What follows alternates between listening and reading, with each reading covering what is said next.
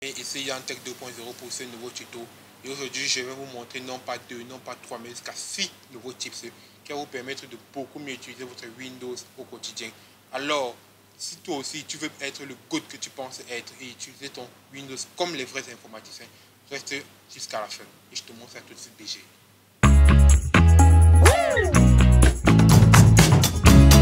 Maintenant, sur notre PC, je vais vous montrer le tout premier tips qui consiste à éteindre son PC.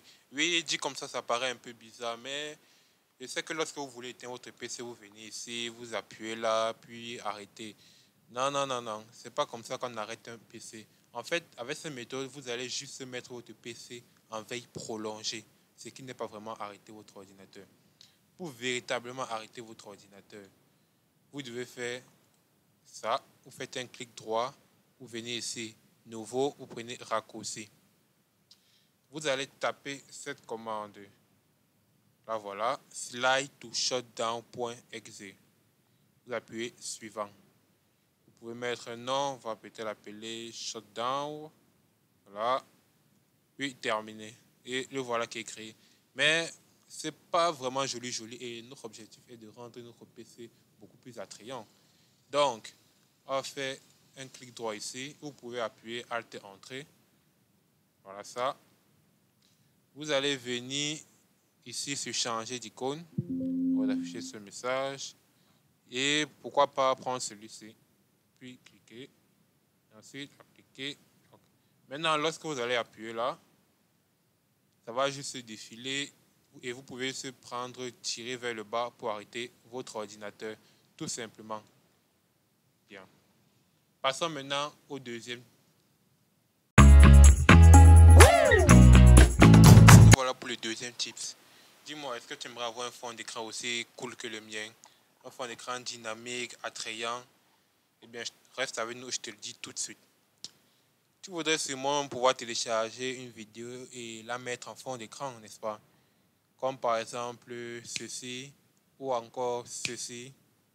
Eh bien, je te montre ça tout de suite, BG. Tu vas télécharger l'application ML Wallpaper. Moi, je l'ai déjà téléchargé, je mettrai le lien en description. Une fois sur l'interface de ML Wallpaper, vous pouvez spécifier ici la vidéo que vous voulez mettre en fond d'écran. Je vais vous faire un petit test. Je prends là par exemple Rose. Je prends celui de Satoru. Je l'ai appris, je suis bête. Voilà, de Gon. Comme vous pouvez le voir, elle sera totalement dynamique. Vous pouvez aussi modifier plusieurs options. Par exemple, vous pouvez spécifier un dossier. Vous pouvez mettre le temps en secondes à laquelle ça va tout le temps changer. Vous pouvez décider de laisser la musique ou mettre une autre musique. Ici, là, vous pouvez décider de changer la position. Bon, on va laisser ce cover.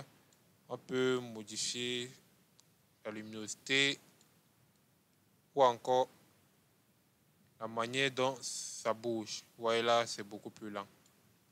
Et on va remettre à la vitesse normale. Voilà.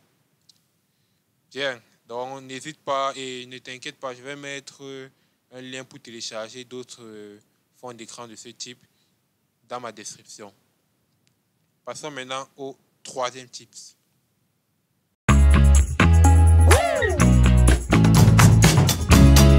Donc c'est le troisième tips. Et cette fois-ci, je vais vous parler de la carte graphique. Si, comme moi, vous avez deux cartes graphiques, une Intel et une Nvidia, il se peut que la plupart du temps, l'un de vos logiciels ou de vos jeux prend par défaut la carte Intel. Et comme nous savons, Intel n'est pas vraiment fait pour l'utilisation à grosse performance. Donc, ce serait bien que ça utilise plutôt notre Nvidia. Donc, pour ce faire, et ça marche avec tout, hein. Donc vous pouvez l'utiliser pour les jeux ou par exemple pour Photoshop. Ouais. Donc, pour que ça prenne en charge votre carte graphique Nvidia, vous n'avez juste qu'à faire clic droit, paramètres d'affichage. Vous descendez là. Une petite parenthèse, si vous venez ici, paramètres avancés de l'écran, je vous conseille de prendre la fréquence d'actualisation la plus haute. Ça va permettre de rendre votre PC beaucoup plus fluide et rapide. Donc, vous venez là, graphique. Si c'est que vous ne trouvez pas votre application ici, vous n'avez qu'à prendre, parcourir la Resident Evil et je coche l'option GPU NVIDIA performance élevée et enregistrer. Là, ça va directement prendre ma carte graphique et à sa puissance maximale. Yeah. Je ne vais pas lancer le jeu, ne vous inquiétez pas. Passons donc maintenant au quatrième tips.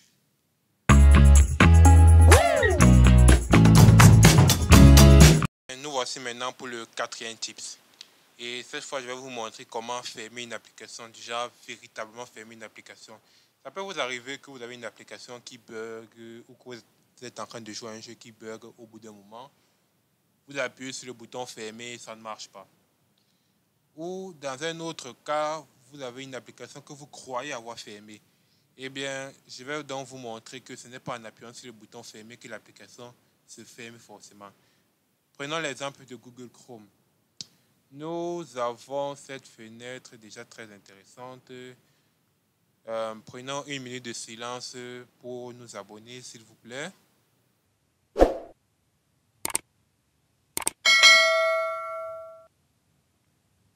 Bien. Après nous être abonnés à ce compte, nous allons maintenant faire le test. On va fermer l'application Google Chrome. J'appuie ici. Ensuite, je viens dans le gestionnaire de tâches. Comme vous pouvez le constater, Google Chrome n'est pas vraiment fermé. Voilà. Même ici, rien ne s'affiche. Google Chrome n'est pas vraiment fermé. Donc, pour véritablement fermer Google Chrome, on va plutôt utiliser l'option terminer la tâche. Pas sur le gestionnaire de tâches parce que bon, c'est un peu trop long.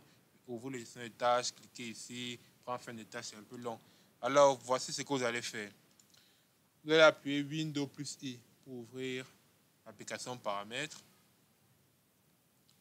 Vous allez venir ici sur Système, puis sur Espace développeur. Et vous allez cocher cette case, fin de tâche. Activez la fin de tâche dans la barre des tâches en cliquant sur le bouton droit.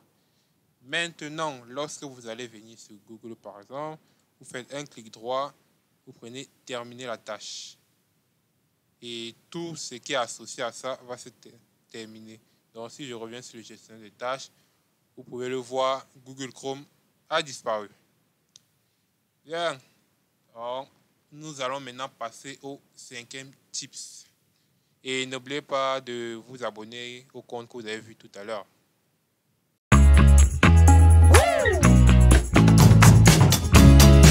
Maintenant, nous sommes sur le cinquième tips. Et cette fois-ci, je vais vous parler comment faire un enregistrement d'écran sur son PC. La plupart d'entre vous sont sûrement toujours en train de télécharger des applications. Ça occupe de l'espace, il faut des configurations, blablabla, blablabla. Eh bien, sachez donc que sur Windows 11, il y a une option qui vous permet de faire de l'enregistrement d'écran.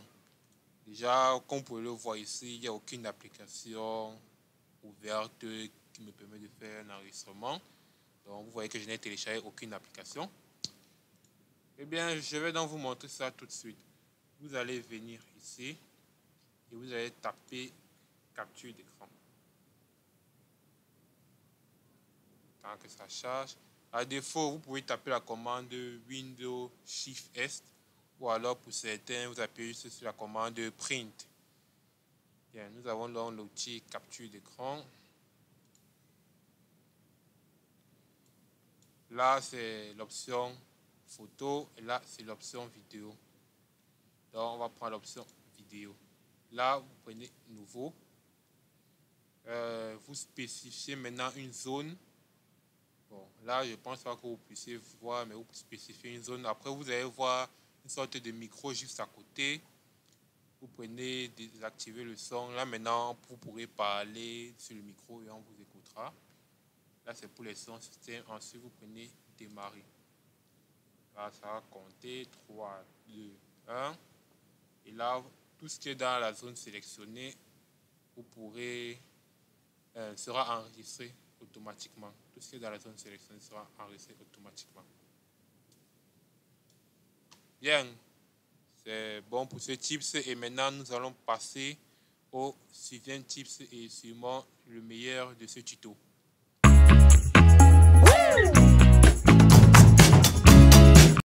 Et si pour ce sixième tips, je vous disais que vous avez un Windows 11 dans votre Windows 11. Et oui, communément appelé le sandbox, c'est un environnement virtuel présent dans votre ordinateur où vous pourrez effectuer toutes vos actions. Par exemple, lancer des applications que vous jugez malveillantes, corrompues ou infectées, sans que ça n'affecte votre véritable machine. Sinon, trait de bavardage, je vais vous montrer tout de suite comment activer cette option.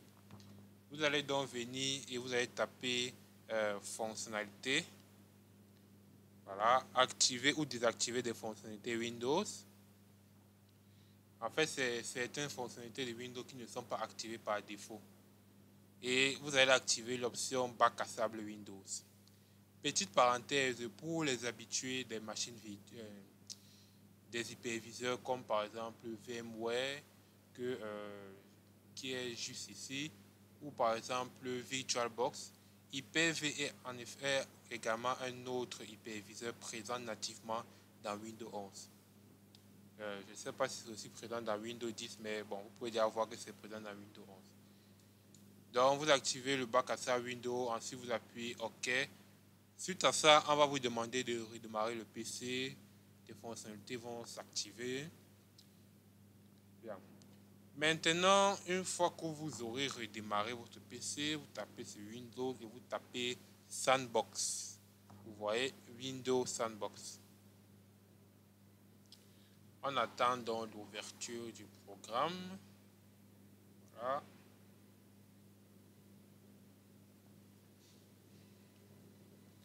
Soyez patient.